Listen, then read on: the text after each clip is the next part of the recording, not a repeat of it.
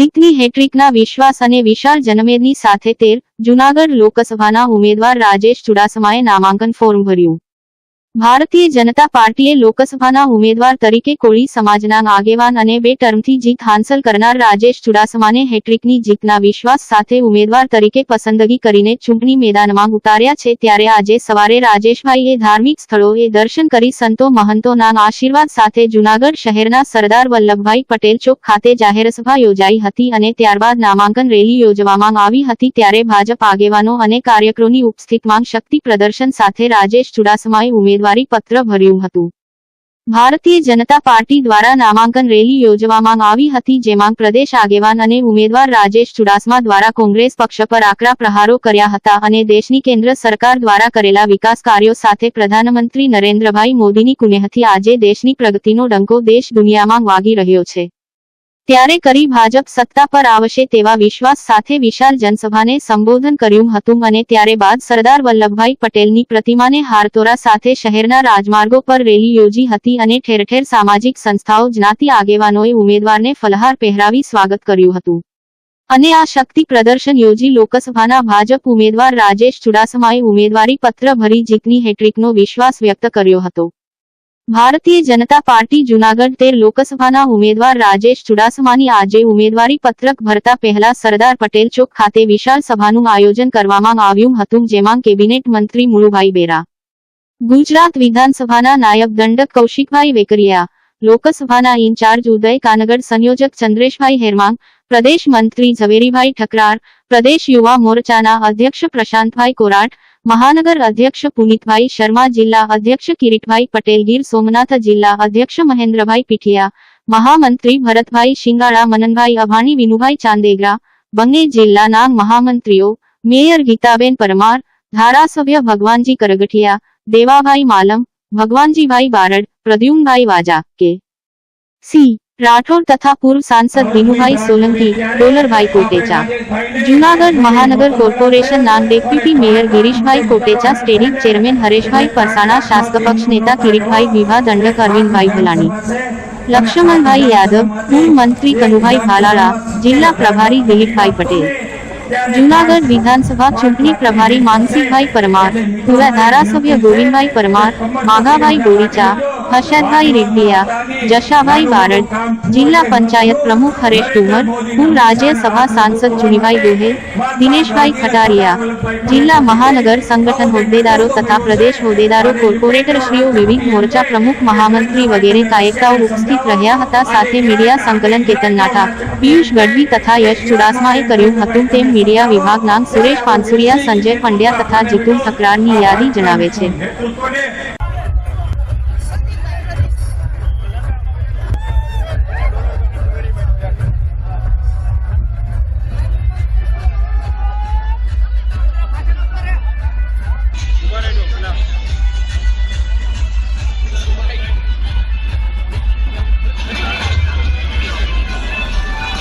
પાછળ આવે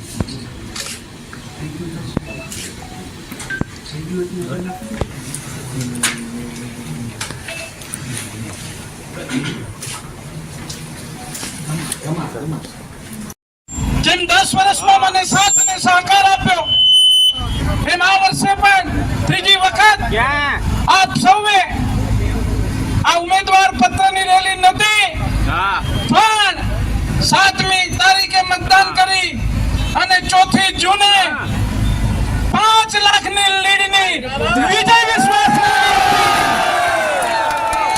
ત્યારે તમામ આગેવાનો યુવાનો તમામ વેપારી વર્ગ તમામ સમાજો એમનો ખૂબ ખૂબ આભાર માનું છું અને આપણે સૌ અહીંયાથી આ રેલીને પૂર્ણ જાહેર કરીએ છીએ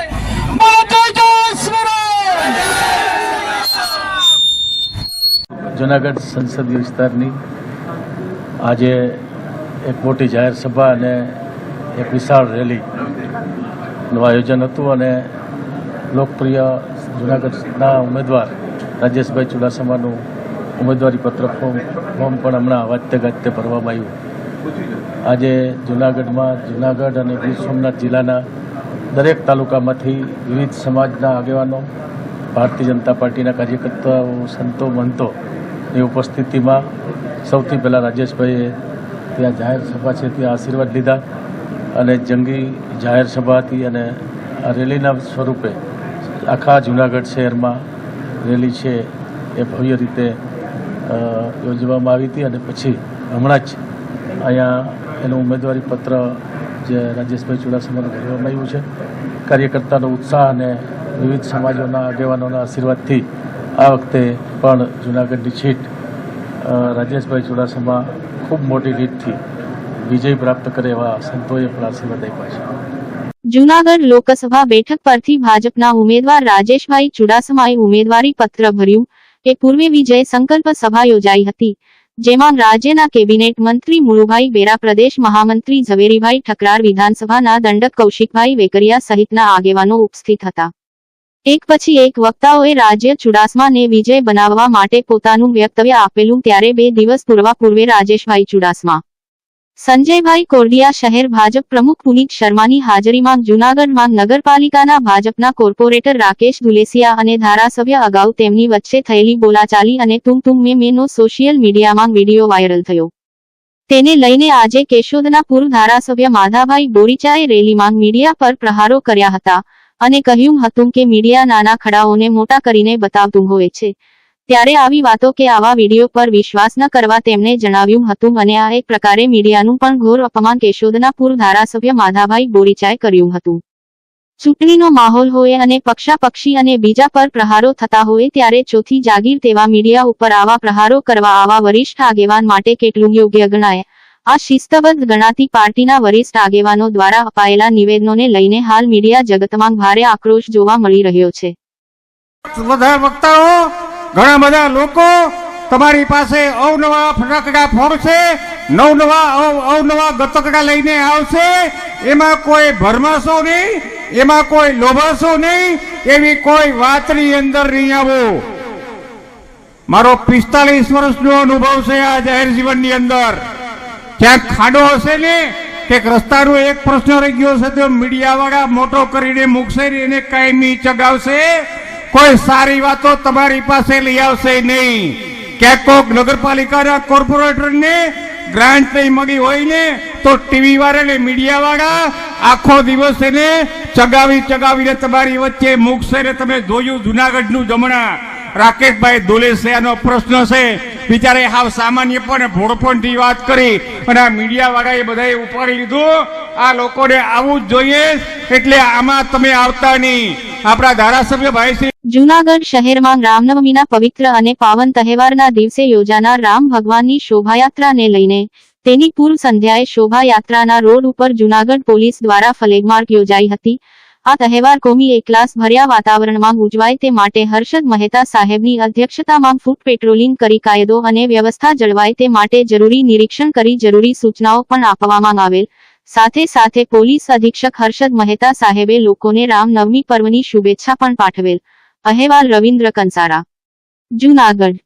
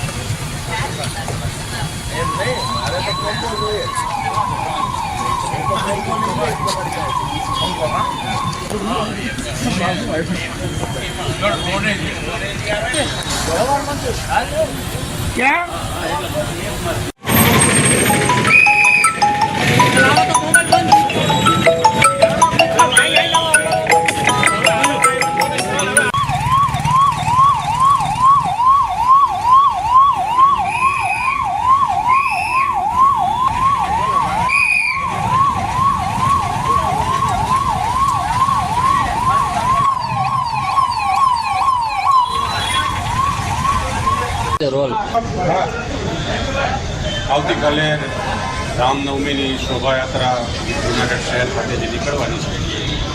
એમાં લોકો શાંતિમય રીતે અને ખૂબ જ સલામતીપૂર્વક માહોલમાં રામનવમીનો તહેવાર એ ખૂબ ઉત્સાહ સાથે શ્રદ્ધા સાથે ઉજવી શકે એ માટે પોલીસની પૂર્વ તૈયારીના ભાગરૂપે આજે સમગ્ર રૂટ ઉપર અમારી QRTની ટીમ છે, તમામ અધિકારીઓ છે અને સાથે સાથે અહીંયા હાલ ચૂંટણીના લીધે જે કંઈ ફોર્સ ઉપલબ્ધ છે એમની સંયુક્ત આજે ફૂટ માર્ચ અહીંયા રાખવામાં આવેલું છે. લોકોને પણ આ તહેવાર માટે ખૂબ ખૂબ શુભેચ્છાઓ છે. શાંતિપૂર્ણ વાતાવરણમાં લોકો સલામતીના અહેસાસ સાથે આ ઉત્સવ ઉજવે એવી જૂનાગઢના તમામ જાહેર જનતાને શુભકામનાઓ. સર કેટલો બંદોબસ્ત છે આવતીકાલે પ્રોસેસરમાં? સમગ્ર જિલ્લામાં અલગ અલગ જગ્યાએ આ છે એ રામનવમીના તહેવાર છે અને દરેક જગ્યાએ પોલીસ છે એ દળ ઉપલબ્ધ છે. સમગ્ર જિલ્લામાં હાલ 1300થી વધારે પોલીસ છે એ આ સમગ્ર રામનવમીના બંદોબસ્તમાં જોડાશે. રાજકોટના યુવાનને હની ટ્રેકની માયાજાળમાં ફસાવી વ્યાજની ઘટના સામે આવી. બનાવની વિગત એવી છે કે જૂનાગઢની એક યુવતી પ્લાનિંગથી કન્સ્ટ્રક્શનના ધંધાર્થીને ફોન કરી પોતાની જગ્યાએ બોલાવી તેને રૂમમાં લઈ જઈ બાદમાંથી માતા પિતા ભાઈ અને તેના મિત્ર આવી તે બંનેના નગ્ન ફોટા પાડી બેટ વડે મારી દુષ્કર્મના ખોટા કેસમાં ફસાવી દેવાની ધમકી આપી સોનાની વીંટી લઈ લીધી હતી. એટલું જ નહીં પરંતુ સાથે 7 લાખ રૂપિયા જેવી સમાધાન માટે માંગ્યા હતા. આ યુવતીના માતા પિતા હોવાનો દાવો કરનાર મહિલાએ પણ 25 લાખ રૂપિયા માંગ્યા હતા. આ બધા મળી યુવકને અગત્યના ડોક્યુમેન્ટ જેવા કે આધાર કાર્ડ ડ્રાઇવિંગ લાયસન્સ પરથી પડાવી લીધેલા હતા. આ યુવકે બી ડિવિઝન પોલીસ સ્ટેશનમાં ફરિયાદ નોંધાવતા પોલીસે તાત્કાલિક આરોપીને ઝડપી પાડી અને તેમની સામે વિવિધ કલમો હેઠળ ગુનાઓ દાખલ કરી કડક કાર્યવાહી હાથ ધરેલ છે. જો કે ન્યાયતંત્રએ આવા કેસોમાં વધુ લાલ આંખ કરવાની ખાસ જરૂર છે, કારણ કે આવા અનેક બનાવો બને છે. એટલું જ નહીં, છાના ખૂણે આવા અનેક લોકોને આવી રીતે ફસાવતી યુવતીઓના ગોરખધંધા ચાલુ છે. લોકો એવી માયાજાળમાં ફસાઈ જાય છે અને બરબાદ થઈ જાય છે. આવી યુવતીઓ સામે અને યુવકો સામે પોલીસ તંત્ર અને ન્યાય મંદિર સખતમાં સખત પગલાં ફસાવવામાં આવ્યો તો શું છે સર?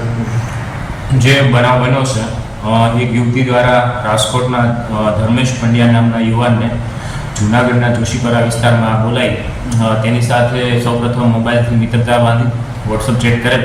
ત્યારબાદ પોતાના ઘરે અહીંયા જોશીપરા બોલાવેલ એવું બહાનું બતાવી અને આ જે યુવતી છે હિનાબેન કાનજીભાઈ વાઢેર, તેમને બંને ન્યૂડ થયેલા અને આ જે ફરિયાદી છે તેના આ પ્રકારના ફોટો પાડી દીધેલા. ત્યારબાદ અન્ય શખ્સોને બોલાવી જેવા અન્ય આરોપીઓ છે નિયોજિત નરસિંહ ઠુમર, રાહુલ સુરેશભાઈ પરમાર, હિનાબેન રમેશભાઈ વિરડિયા અને અન્ય એક શખ્સ, કુલ મળીને આ 5 શખ્સોએ છે આરોપીને જણાવેલ કે તારા છે એ ન્યૂડ ફોટો છે અમને મોબાઈલમાં છે, હવે તારે 25 લાખ રૂપિયા આપવા પડશે.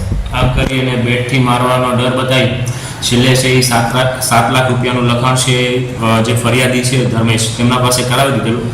ત્યારબાદ તેની પાસે રહેલી 6 ગ્રામ સોનાની વીંટી જેની કિંમત રૂપિયા 40,000 તે લઈ લીધેલી અને જે ફરિયાદી છે તેને જૂનાગઢની હદની બહાર 2 વ્હીલ ઉપર આ શખ્સ મૂકી આવેલા.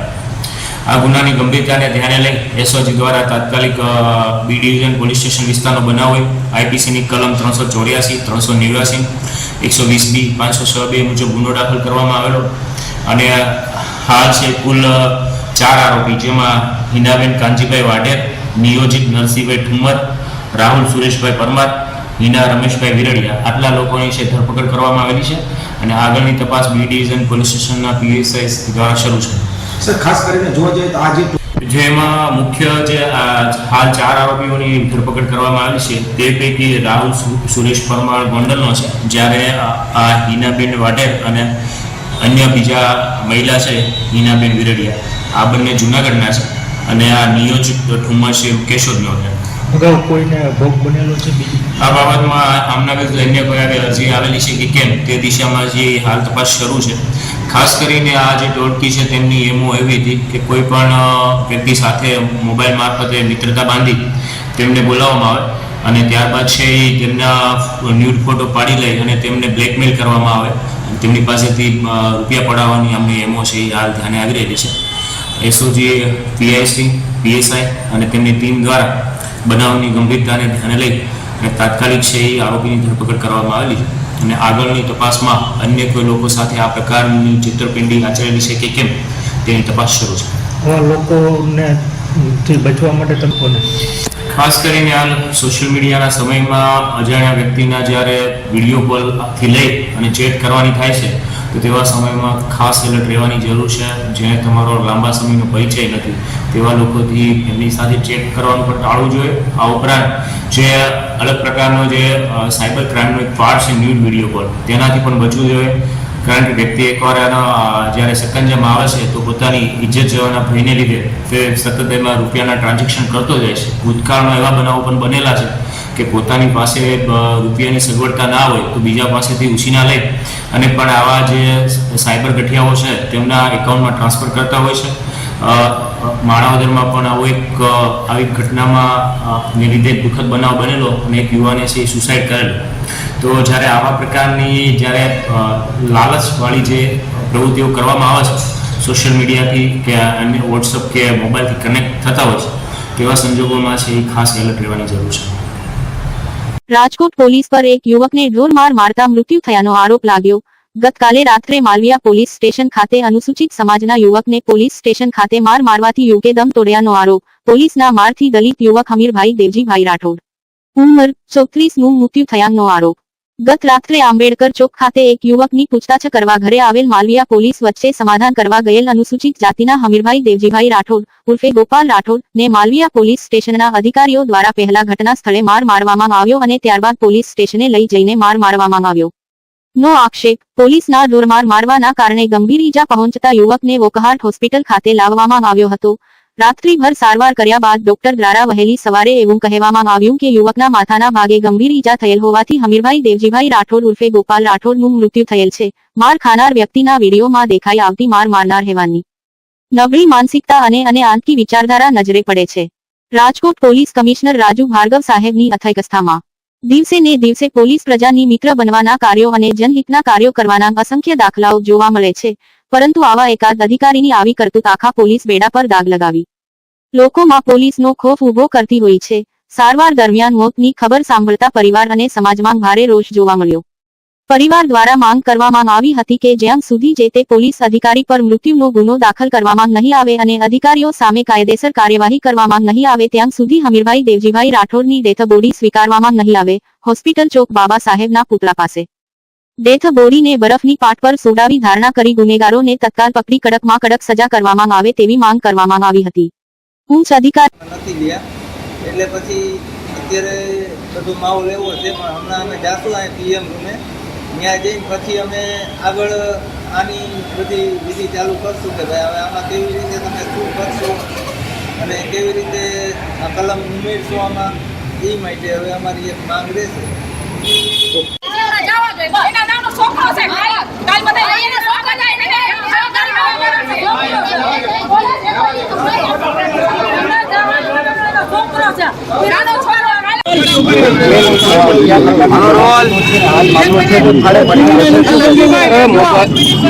ગઈકાલે માલવિયા નગર પોલીસ સ્ટેશનમાં બનાવ બનેલો હતો તે અનુસંધાને ખુલ્લી કોશિશનો ગુનો દાખલ કરવામાં આવ્યો હતો. તેની તપાસ સાઉથ વિલાના હાલ અને તેનો પરિવાર જે તે વ્યક્તિ છે તેની ઈજા થઈ મૃત્યુ થતાં આમાં કલમ ઉમેરો કરવામાં આવ્યો છે, હત્યાનો ગુનો દાખલ કરવામાં આવેલો છે. સાથે સાથે એટ્રોસિટીની કલમો પણ આમાં ઉમેરવામાં આવી છે. એ બાબતે કોર્ટને દેવામાં આવ્યું છે અને જે મરણજનાર છે એમના પરિવારના જે પણ એમની રજૂઆતો હતી એ તમામ કરી અને ગુનો દાખલ કરી કલમનો ઉમેરો કરી અને આરોપીઓને સત્વરે પકડવા માટે રાજકોટ શહેર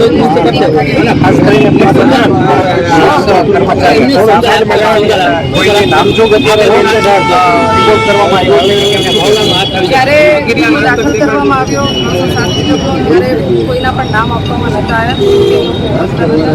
તપાસ કરી અને જે પણ આરોપીઓ છે એમના નામ ખોલી અને કોર્ટને આજે રિપોર્ટ કરી દેવામાં આવ્યો છે. એમાં જે કલમ ઉમેરાની જરૂર હતી એ કલમ ઉમેરો કરી અને રિપોર્ટ કરી દેવામાં આવ્યો છે.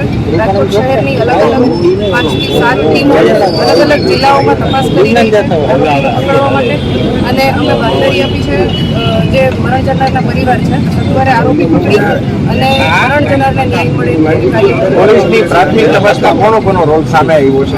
હાલ જે પણ એના વિડીયોમાં દેખાઈ રહ્યા છે એ વ્યક્તિઓ વિરુદ્ધ અમે રિપોર્ટ કર્યો છે. ખાસ કરીને અહીંયા કોઈ તોડફોડ કરવામાં આવી હતી કે કોઈ વાહનોમાંથી એવું કંઈ? અહીંયા એ લોકોએ જે મરણ જનાર છે એની લાશ લઈ આવ્યા હતા, અહીંયા રાખી હતી અને હોસ્પિટલ ચોક પણ રાખવામાં આવેલી હતી.